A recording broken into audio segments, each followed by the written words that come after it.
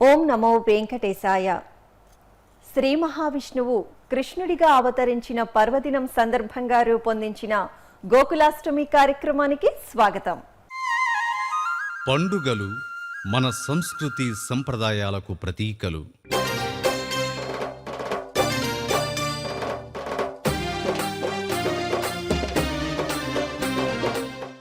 అవతారమూర్తుల జన్మదినాలను పర్వదినాలుగా పాటించడం, వేడుకలుగా జరుపుకోవడం అనాదిగా వస్తున్న మన సంప్రదాయం. అందుకని అవతారమూర్తి శ్రీకృష్ణుని జన్మదినం కృష్ణాష్టమిని భక్తకోటి కన్నుల పండుగగా జరుపుకుంటారు. పండుగలోయ్ పండుగలోయ్ పండుగలోయ్ మా పండుగలోయ్. శ్రావణ మాసము రాలెను చినుకులు, కృష్ణాష్టమికి కృష్ణుడు పుట్టెను. పుట్లు కొట్టుచూ ఊరేగితిమి, స్వామిని సేవించి తరించితిమి. పండుగలోయ్ పండుగలోయ్ పండుగలోయ్ మా పండుగలోయ్. మేని ఛాయ, మెడలు చెంగల్వ పూలదండ, తలమీద పింఛం, చేతిలో పిల్లన గ్రోవి, ఇలా అన్ని ప్రకృతి ప్రేమకు చిహ్నాలే. కృష్ణుణ్ణి ప్రేమించడమంటే ప్రకృతిని ప్రేమించడమే.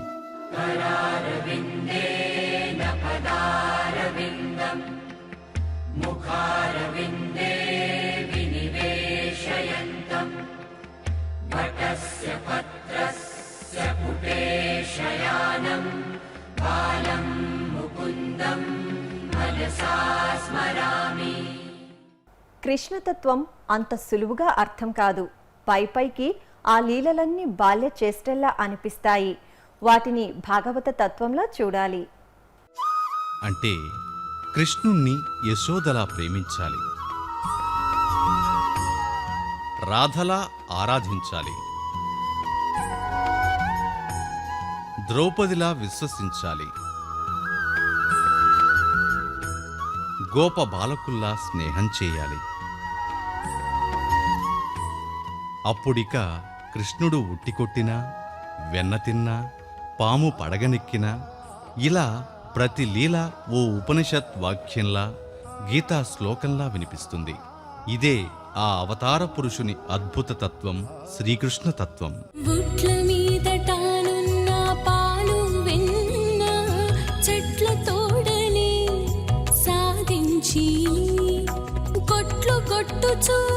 గోపాళులు తాను అట్లు తోడని ఆరగించి, యశోదా నీ బిడ్డనే మందుము, రాసికెక్కమమ్ము రక్షించు మనవు. అసలు అవతారాలు ఎవరు దాల్చారో, అందులోని అంతరార్థాలు ఏమిటో కొంత తెలుసుకుందాం. రాక్షసులు లోకాలను కల్లోలపరుస్తున్నప్పుడు దుష్ట శిక్షణ, శిష్ట రక్షణ కోసం ప్రతి యుగంలోనూ శ్రీ మహావిష్ణువు అవతారాలను ధరించి లోకాలను కాపాడినాడు. ఒకే మూలస్థానం నుంచి వివిధ మార్గాలలో ప్రవహిస్తున్న నదుల వంటివి అవతారాలు. శ్రీ మహావిష్ణువు అవసరాన్ని బట్టి దాల్చినవే ఈ దశావతారాలు.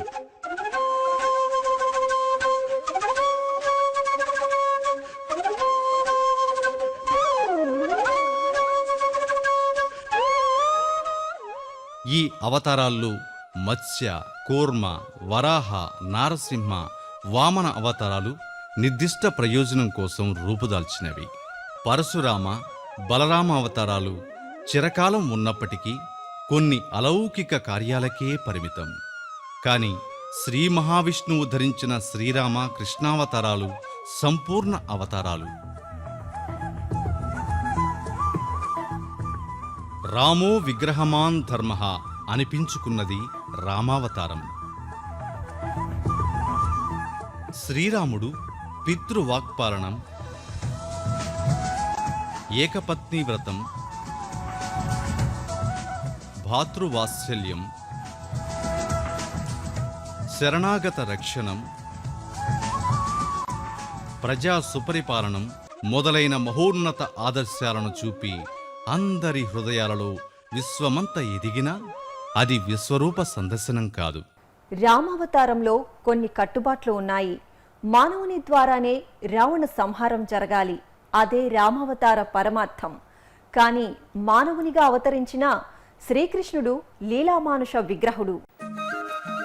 అవతార పురుషుడైనప్పటికీ మానవ మాతృడిగా వ్యవహరిస్తూ అవసరమైనప్పుడల్లా మహిమలను ప్రదర్శిస్తూ ధర్మ సంస్థాపన చేసిన మహనీయుడు శ్రీకృష్ణుడు. నందకధర నందగోపనందనా కందర్పజనక కరుణాత్మన్ ముకుంద కేశవ మురహరా సకలాధిప పరమేశ్వర దేవేశ సుఖవరదాస వితృ సుధాంశులోచనా ప్రకట విభవ నమో పరమాత్మన్ నందకధర నందగోపనందనా కందర్పజనక కరుణాత్మన్. శ్రీ మహావిష్ణువు భూమిపై 16 కళల పరిపూర్ణుడైన శ్రీకృష్ణుడిగా అవతరించడానికి కారణాలుగా కొన్ని కథలు ప్రచారంలో ఉన్నాయి. వాటిలో ఒకటి చూద్దాం. భూదేవి మానవులు చేసే పాపాల భారం మోయలేనని తనను కాపాడమని వైకుంఠంలోని శ్రీ మహావిష్ణువును వేడుకుంది. భూదేవి పడుతున్న కష్టాన్ని తీరుస్తానని అభయమిచ్చినందువల్లే శ్రీ మహావిష్ణువు కృష్ణావతారం దాల్చడానికి ప్రధాన కారణం అంటారు. అయితే శ్రీకృష్ణుడు రాత్రిపూట జన్మించడానికి ఒక గాథ ఉంది. అది తెలుసుకోవాలంటే రామావతారం వరకు వెళ్ళాలి. పగటి కాలం సుదీర్ఘంగా ఉండే చైత్రమాసంలో అభిజిత్ లగ్నమందు శ్రీ మహావిష్ణువు శ్రీరాముడిగా అవతరించాడు. శ్రీరాముడు తన వంశంలోనే అవతరిస్తున్నందున సూర్య భగవానుడు నిశ్చలంగా ఆ పరమాత్ముణ్ణి చూస్తూ ఆనంద పరవశుడయ్యాడు. శ్రీరామ అవతారం మిట్ట మధ్యాహ్న సమయం కావడం వలన ఆ అద్భుత దృశ్యం చంద్రుడు చూడలేకపోయానని విచారపడి మనసులోనే, స్వామి, సూర్యుడిని ఇక్కడి నుండి పంపించి వేయండి, మీ దివ్య దర్శన భాగ్యం నాకు కూడా కల్పించమని వేడుకున్నాడు. అప్పుడు మహావిష్ణువు చంద్రుని బాధను అర్థం చేసుకుని, చంద్ర, విచారపడొద్దు, నేను శ్రీకృష్ణుడిగా అవతరించినప్పుడు నా దర్శన భాగ్యం ముందుగా నీకు కల్పిస్తాను అని అభయమిచ్చినందువల్ల శ్రీకృష్ణుడు అర్ధరాత్రి వేళ అవతరించాడని కొందరు చెబుతారు. ఎన్ని కథలు, ఎన్నెన్ని గాథలు ఏమి చెప్పినా సర్వదేవతామయుడు వసుదేవసుతుడు శ్రీకృష్ణుడిగా అవతరించిన పుణ్యదినం శ్రీకృష్ణాష్టమి. ఇప్పుడు శ్రీకృష్ణుని జననం గురించి తెలుసుకుందాం. శ్రావణ బహుళ అష్టమి రోహిణీ నక్షత్రం 4వ పాదంలో అర్ధరాత్రి వేళ ఆ పరమాత్మ లీలామానుష శిశువై దేవకీ గర్భం నుండి అవతరించాడు. సతులాల ఓ సతులాల చూడరే శ్రావణ బహుళాష్టమి కతలాయ నడురేయి కలిగే శ్రీకృష్ణుడు పుట్టేయపుడే చతుర్భుజాలు శంఖు చక్రాలు ఎట్టు ధరించెనే ఈ కృష్ణుడు అట్టే కిరీటము ఆభరణాలు ధరించి ఎట్ట ఎదుట ఉన్నాడు ఈ కృష్ణుడు. శ్రీకృష్ణుడు జన్మించిన అష్టమి తిథుల్లో 8వది. కృష్ణుడు వసుదేవునికి 8వ సంతానం. కృష్ణుడి పట్టపురాణులు 8 మంది.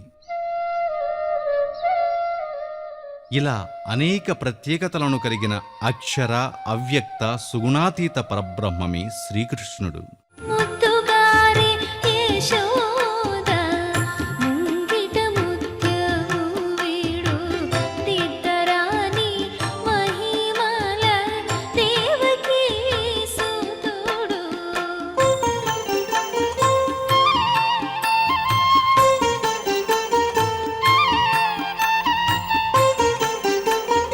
అంతనెంత గొల్లితల అరచేతి మా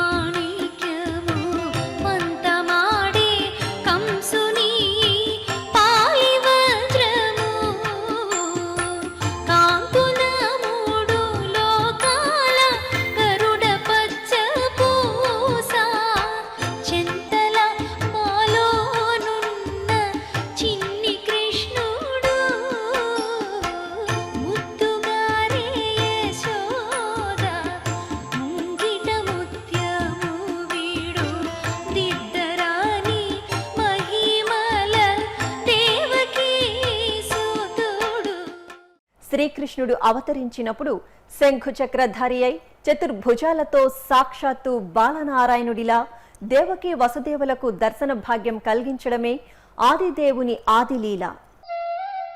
అది మొదలు శ్రీకృష్ణుని బాల్యం, యశోద వద్దకు చేరడం, అక్కడ చేసిన చేష్టలు, చూపిన మహిమలు, కాళీయమర్దనం, గోవర్ధనగిరినెత్తడం, ఇలా ఎన్నెన్నో అద్భుత లీలలు మరే అవతారంలోనూ కనిపించవు. చూడరండమ్మా వచ్చాడమ్మా కృష్ణుడు, రేపల్లె వాడల్ని ఏలువాడు. పడగలు తొక్కిన పిల్లాడమ్మా, మడుగులో వాడిన గడుసోడమ్మ, వచ్చాడమ్మా గోవుల గోపన్న. వాడు కొండను ఎక్కిన అల్లరి పుల్లోడు. చూడరండమ్మా వచ్చాడమ్మా కృష్ణుడు, రేపల్లె వాడల్ని ఏలువాడు. శక్తికి యుక్తికి అనురక్తికి సూత్రధారుడై అర్జునునికి రథసారథిగా నిలిచి ముక్తి సాధనమైన గీతామృతాన్ని ఉపదేశించేసిన జగద్గురువు శ్రీకృష్ణుడు. గీతాగానం ఒక ఎత్తైతే అతని మురళీగానం లోకాలను బ్రహ్మానంద సాగరంలో ఓలలాడించింది.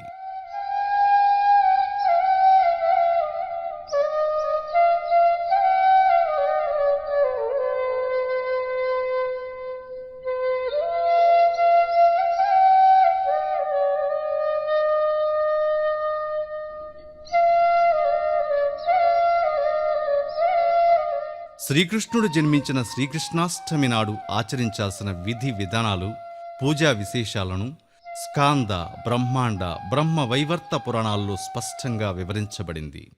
కృష్ణాష్టమి నాడు పగలంతా ఉపవాసం ఉండి శ్రీమద్భాగవతంలోని దశమ స్కందంలో ఉన్న శ్రీకృష్ణ జననం, బాల్య క్రీడల్ని చదివినా విన్నా సప్త జన్మాల పాపాల నుంచి విముక్తి లభిస్తుందని అగ్నిపురాణం స్పష్టం చేస్తోంది.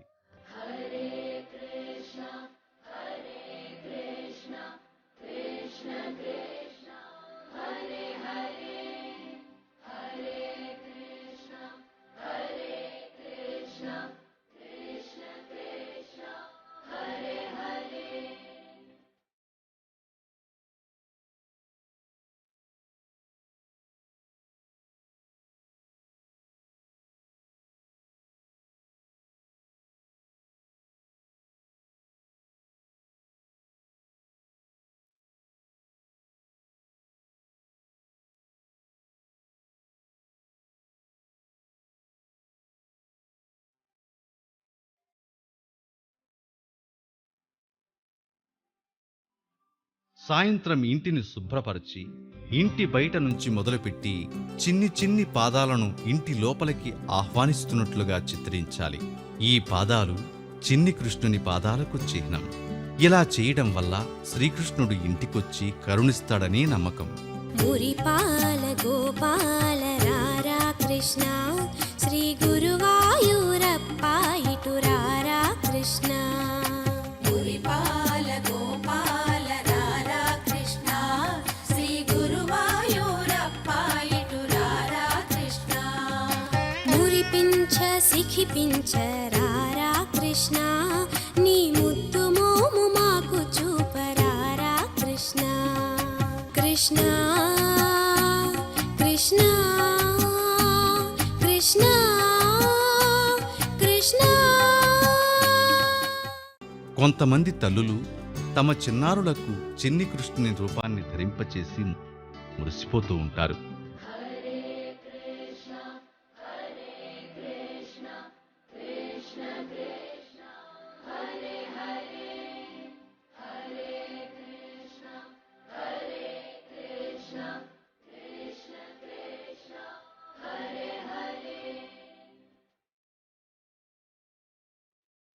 సాక్షాత్తు ఆ చిన్ని కృష్ణుడే తమ ఇంటికి వచ్చాడని సంబరపడిపోతారు.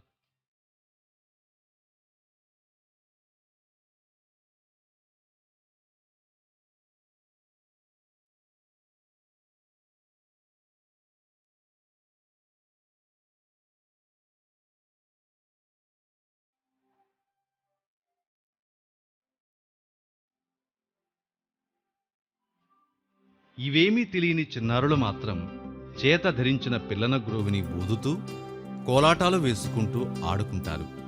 ఇదే కృష్ణాష్టమి కళను కళ్లకు కట్టినట్లు సాక్షాత్కరింపచేస్తుంది. రతికేళి రుక్మిణికి రంగుమూవి పగడము మితి గోవర్ధనపు గోమేధికము సతమై శంఖ చక్రాల సందుల వైడూర్యము గతియై మమ్ముగాచే కమలాక్షుడు ముత్తుగారి యశోద ముంగిట ముత్యము వీడు దిద్దరాని మహిమల దేవకీ సుతుడు కాళింగుని తలల పైన కప్పిన పుష్యరాగము ఏలేటి శ్రీ వెంకటాద్రి ఇంద్రనీలము పాలజలనిధిలోన పాయని దివ్యరత్నము పాలుని వలి తిరిగే పద్మనాభుడు. కృష్ణాష్టమి రోజున శ్రీకృష్ణుని అర్చిస్తే సకల పాపాలు నశించి చతుర్విధ పురుషార్థాలు సిద్ధించడంతో పాటు మహాజయం కలుగుతుందని పురాణోక్తి. పూజా మందిరంలో కృష్ణుని విగ్రహాన్ని గాని పటాన్ని గాని ఉంచి షోడశోపచారాలతోనూ అష్టోత్తరాలతోనూ పూజించాలి.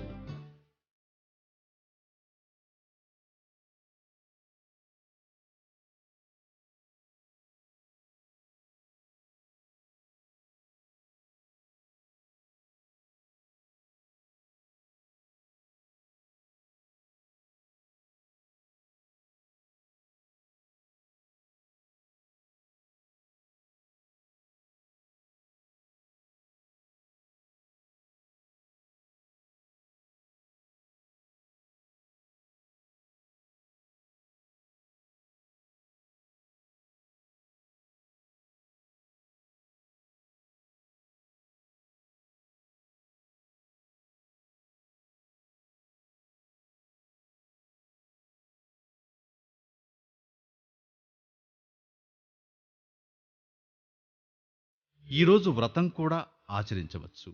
కలశం ప్రతిష్ఠించి అందులోకి శ్రీకృష్ణుని ఆవాహనం చేసుకుని అర్చించాలి.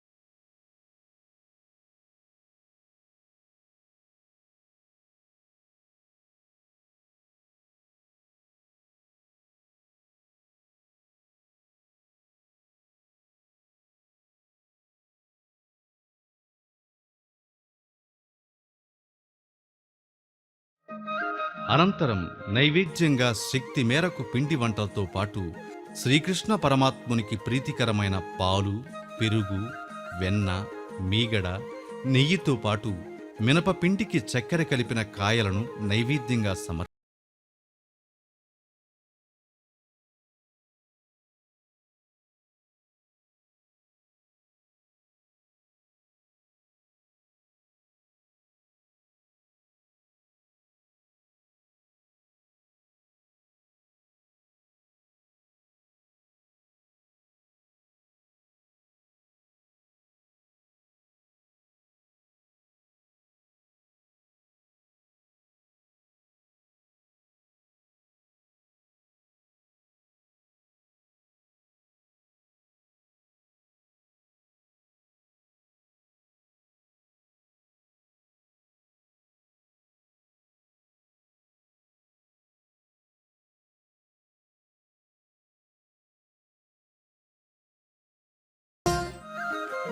ఇవి ఏమీ సమర్పించలేని వారు సభక్తిపూర్వకంగా ఫలము పుష్పము కనీసం కాసింత జలమైనా సమర్పిస్తే చాలు, తాను స్వీకరిస్తాడు.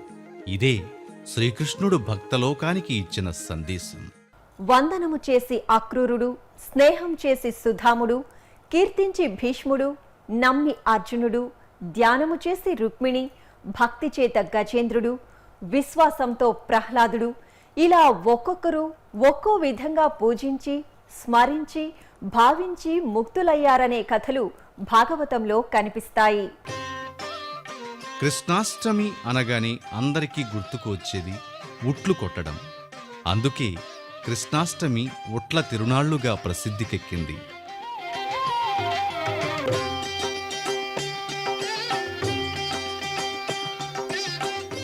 కృష్ణుడు బాల్యంలో పాలు పెరుగు వెన్న నెయ్యి దొంగిలించిన అల్లరి చేష్టలకు దృష్టాంతంగా వీధుల్లో ఉట్లు పెట్టి వాటిల్ని కొట్టిస్తారు.